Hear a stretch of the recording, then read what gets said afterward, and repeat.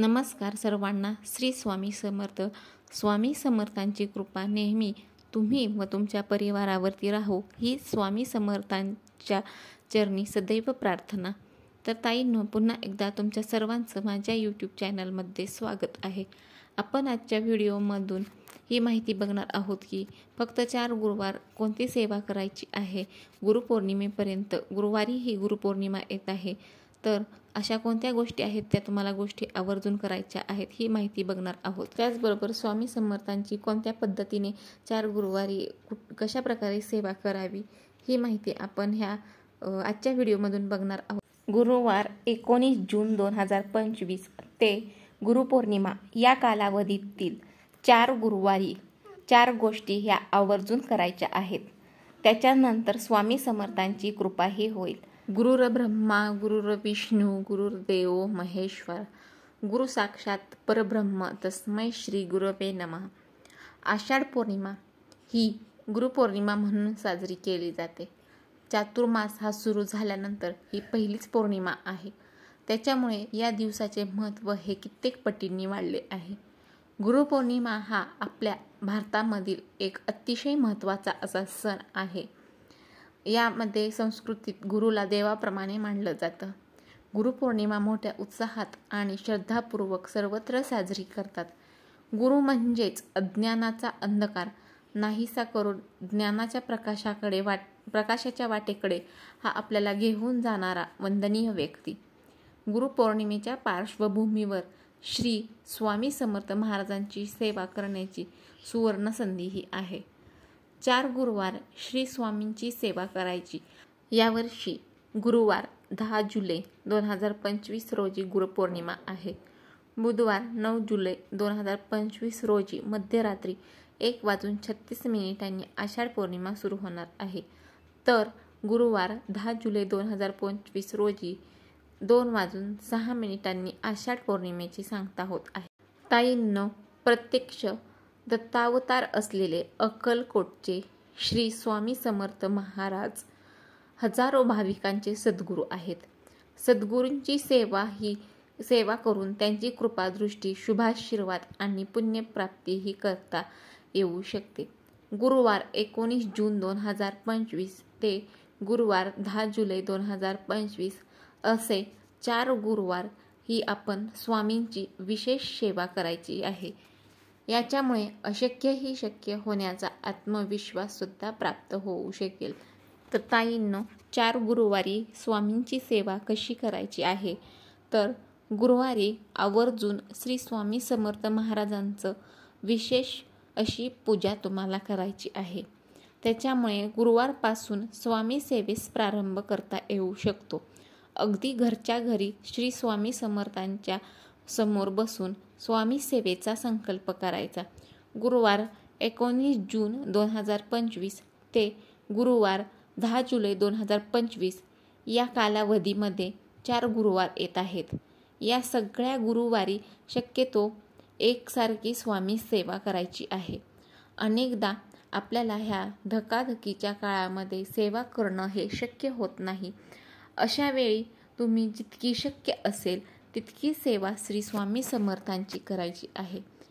या काळामध्ये तुम्हाला श्री स्वामी समर्थांचे नामस्मरण करायचं आहे.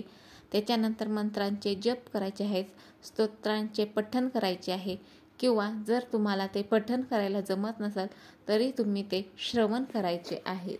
त्यानंतर तुम्हाला येणाऱ्या 4 गुरुवारी गुरुपौर्णिमेपर्यंत जे काही 4 गुरुवार येणार आहेत त्याच्यामध्ये तुम्हाला ह्या 4 गोष्टी ह्या आवर्जून करायच्या आहेत.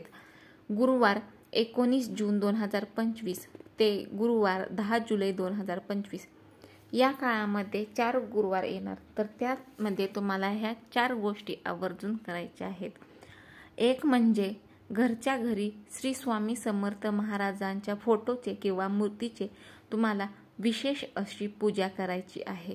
स्वामींची पूजा करत असताना तुम्ही आवर्जून पिवळ्या रंगाच्या फुलांचा समावेश करायचा आहे. त्यांना पिवळी फुलं ही आवर्जून अर्पण करायची आहेत.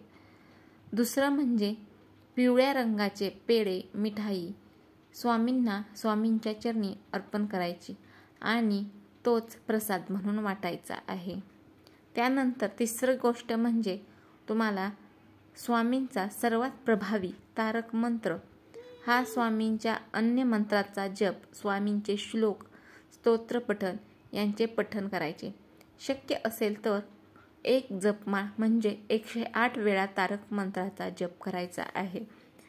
आणि याच्यानंतर तुम्हाला चौथी गोष्ट ही करायची आहे की तुम्हाला जवळच श्री स्वामी समर्थ महाराजांच्या मठामध्ये जाऊन दर्शन घ्यायचं आहे. याचशिवाय शक्य असेल तर तुम्ही सकाळी आणि सायंकाळी दोन्ही वेळेस श्री स्वामी समर्थांची आरती आपल्या घरामध्ये करायची आहे. सकाळी तुम्हाला शक्य झालं नाही तर तुम्ही सायंकाळी सुद्धा श्री स्वामी समर्थांची आरती ही करू शकता. ताईंनो, या गोष्टी तुम्ही करणार असला तर तुम्हाला त्या गोष्टींचा संकल्प घ्यायचा आहे आणि गुरुपौर्णिमेला संकल्पपूर्ती झाली की श्री स्वामी समर्थांचे मनापासून आभार मानायचे, त्याबरोबर ऋण व्यक्त करायचे. जर का तुमच्याकडून ह्याच्यामध्ये कुठल्याही प्रकारची कमतरता राहिल्यास किंवा ही सेवा करताना तुमच्याकडून कुठलीही चूक झाल्यास श्री स्वामींसमोर क्षमा याचना करायची. 4 गुरुवारी या 4 गोष्टी करणं हे खूप सोपं आहे. त्याच्यामध्ये एवढं काही नाही, ते तुम्ही सहज करू शकता. त्याच्यानंतर 4 गुरुवार ही स्वामी सेवा करणं शक्य झालं नाही तर 4 गुरुवार अशा प्रकारे सेवा शक्य झाली नाही तर गुरुपौर्णिमेला तुम्ही ही सेवा संपूर्ण दिवस करण्याचा संकल्प घ्यायचा आणि तो पूर्ण करायचा आहे. त्याचबरोबर गुरुपौर्णिमा या दिनाचे औचित्य साधून श्री स्वामी समर्थ, स्वामी चरित्रामृत, गुरु लीलामृत यांचे पारायण करायचे. तसा संकल्पसुद्धा करायचा. या दोन्ही ग्रंथात दिलेले नियम आणि पारायण पद्धती यांचा न चुकता हा अवलंब करायचा आहे. त्यानंतर पारायण पूर्ण करावे आणि ही सेवा श्री स्वामींच्या चरणी अर्पण करायची. पण एकदा संकल्प केला की त्याच्यामध्ये तुम्हाला कोणत्याही प्रकारचा खंड हा पडू द्यायचा नाही. अगदीच काही नाही तरी श्री स्वामी समर्थ या मंत्राचा 108 वेळा म्हणजेच एक जपमाळ किंवा यथाशक्ती जप हा नक्की करा. श्री स्वामी समर्थ महाराजांची सेवा करताना तुम्हाला काय ध्यानात ठेवायचं आहे? तुमची मनोकामना ही भगवंत पूर्ण करतील या श्रद्धेने ह्या सर्व गोष्टी करायच्या. अगदी मनापासून सेवा करायची आहे. सेवेमध्ये कोणत्याही प्रकारचा खंड पडू द्यायचा नाही. एकदा संकल्प केला की तो पूर्ण करण्यासाठी शक्य ते सगळे प्रयत्न करावेत. तुमची सुरू असलेली स्वामी सेवा ही कायमस्वरूपी ठेवावी. अल्पावधीत कोणतीही सेवा परिपूर्ण होत नसते, त्याच्यासाठी सातत्य हवे. स्वामी आपल्यावर कधी कृपा करतील हेही कोणी सांगू शकत नाही. स्वामींवर अपार श्रद्धा आणि विश्वास ठेवा. ताईंनो, व्हिडिओमधील माहिती ही कशी वाटली? आवडली असेल तर नक्की लाईक, शेअर, सबस्क्राईब आणि कॉमेंट करायला विसरू नका. आणि जाता जाता श्री स्वामी समर्थ कमेंट करायला विसरू नका. श्री स्वामी समर्थ. जय जय स्वामी समर्थ.